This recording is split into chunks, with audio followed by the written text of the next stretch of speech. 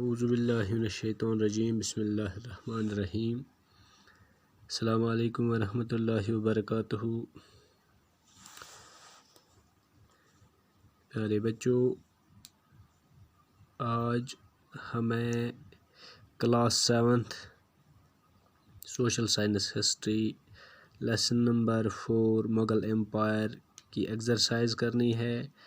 تو ہماری ایکسرسائز کا جو پہلا کوشچن ہے، جو پہلی ایکسرسائز ہے وہ ہے میچ دا فالوئنگ۔ آپ کی کتاب کا جو پیج نمبر 57 ہے، تو آپ اس پہ دیکھ کے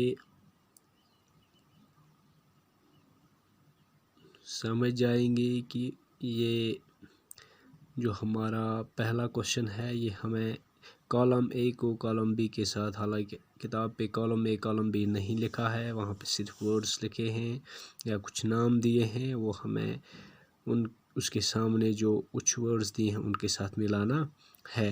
اور میں نے جو ہے اپنی کاپی پہ یہاں پہ کالم میں لکھا ہوا ہے کالم اے کالم بی۔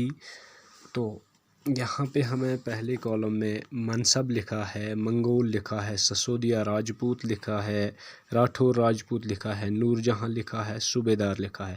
تو ان 6 ورڈز کو یا ان 6 ناموں کو ہمیں ان کے سامنے کچھ نام دیے گئے ہیں یا ورڈز دیے گئے ان کے ساتھ ملانا ہے، جو اس کا جو ہے اپروپریٹ جو ورڈ اس کے ساتھ ہوگا تو اس کے ساتھ ملانا ہے۔ جیسے ماروار ہے، گورنر ہے، ازبگ ہے، میوار ہے، رینک ہے اور جہانگیر ہے۔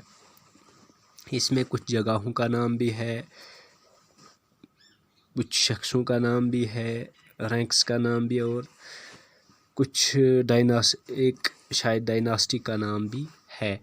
تو ہمیں جو ہے منصب اس ایکسرسائز میں ہم نے کہیں بار پڑھا ہے۔ منصب کا معنی کیا ہے؟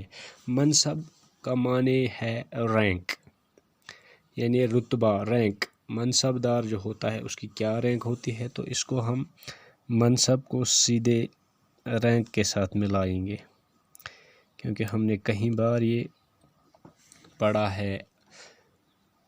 اس جو ہم نے یہ لیسن پڑھا مغل امپائر میں، تو بار بار منصب ورڈ جو ہے یہ بار بار آتا ہے۔ منصب کا معنی ہے رینک۔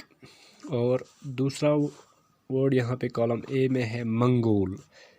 منگول یہ ایک ڈائناسٹی تھی، یہ ازبک ڈائناسٹی تھی، تو اس کو ہم منگول کو ازبکس کے ساتھ ملاتے ہیں۔ منگول یا مغلز، جو مغلز ہیں یہ بھی منگول ڈائناسٹی سے تعلق رکھتے ہیں۔ اور اس کے بعد ہے سسودیا راجپوت، یہ بھی ایک ڈائناسٹی ہے۔ سسودیا راجپوت یہ میوار ہندوستان میں ایک جگہ ہے، وہاں کے رہنے والے تھے۔ تو میوار میں ان کی حکومت تھی سسودیا راجپوتس کی۔ اور اس کے بعد جب مغلز نے ان پہ اٹیک کیا تو انہوں نے مغل اتھارٹی جو ہے وہ ایکسیپٹ کی۔ اور اس کے بعد ہے راٹھور راجپوت۔ راٹھور راجپوت جو تھے یہ بھی ایک انڈیا میں ایک ڈائناسٹی تھی، یہ ماروار ایک جگہ ہے ہندوستان میں، وہاں پہ رہتے تھے۔ تو اس کے بعد نور جہاں ہے، نور جہاں یا مہر النساء، یہ جہانگیر کی بیوی تھی۔ جہانگیر جو امپرر تھا، مغل امپرر، اس کی بیوی تھی۔ تو اس کے بعد صوبیدار۔ صوبیدار کا مطلب ہے صوبے کا جو گورنر ہوتا تھا۔ صوبیدار کا مطلب سیدھے ہے گورنر۔ تو یہ میں آپ کو جلدی اس لیے بتا رہا ہوں کیونکہ ہم نے پہلے ویڈیوز میں آلریڈی یہ آپ کو سمجھایا ہے صوبیدار کیا ہوتا ہے، منصب دار کیا ہوتا ہے، یا منصب کیا ہوتا ہے، منگولز کون تھے، سسودیاز کون تھے، نور جہاں کون تھی، یا جہانگیر کون تھا۔ تو اس کے بعد پیج نمبر 58 پہ ہمارا جو دوسرا کوشچن ہے وہ ہے fill in the blanks. Fill in the blanks. Fill in the blanks میں ہے the capital of Mirza Hakim Akbar's half brother was dash dash. Page number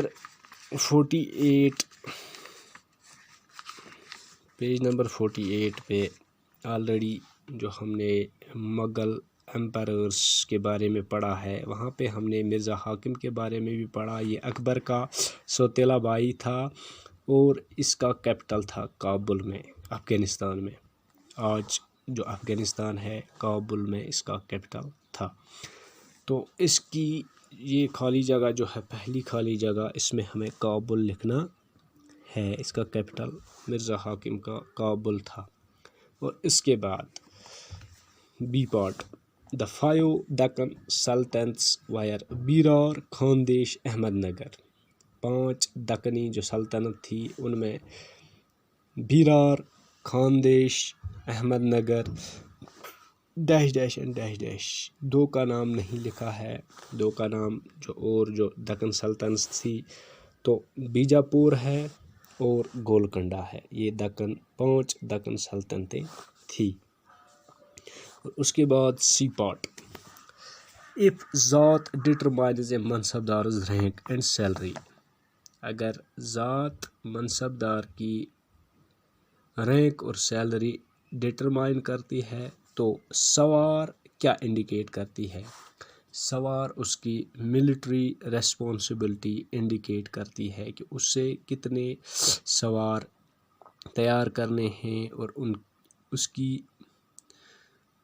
جو ہے کیا نمبر جو منصب دار ہے اس کی ملٹری ریسپانسبلٹی سوار کتنے ہونے چاہیے. رینک اور سیلری کے حساب سے اس کے جو سوار ہیں ان کا نمبر ہوتا تھا.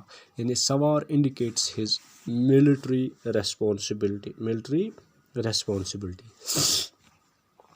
اور اس کے بعد ڈی پارٹ ہے ابو الفضل اکبرز فرینڈ. ابو الفضل جو تھا یہ میں نے آپ کو پہلے ہی بتایا تھا. یہ ایک کاؤنسلر تھا, ایک رائٹر تھا اور اکبر کا جگری دوست تھا. ہیلپڈ ہم فریم دا آئیڈیا آف. اس نے اکبر کو مدد کی ایک ایسا آئیڈیا گورننس کا ایک ایسا آئیڈیا بنانے میں so that he could govern a society composed of many religions cultures and casts. ایک ایسا گورننس کا آئیڈیا فریم کرنے میں اس نے اس کی مدد کی تاکہ وہ ایک ایسی سوسائٹی کو گورن کرے جو مختلف مذاہب کی کلچرز اور کاسٹس کی ہو. تو وہ آئیڈیا تھا صلح کل یعنی یونیورسل پیس, سب کے ساتھ امن. وہ آئیڈیا تھا صلح کل. D part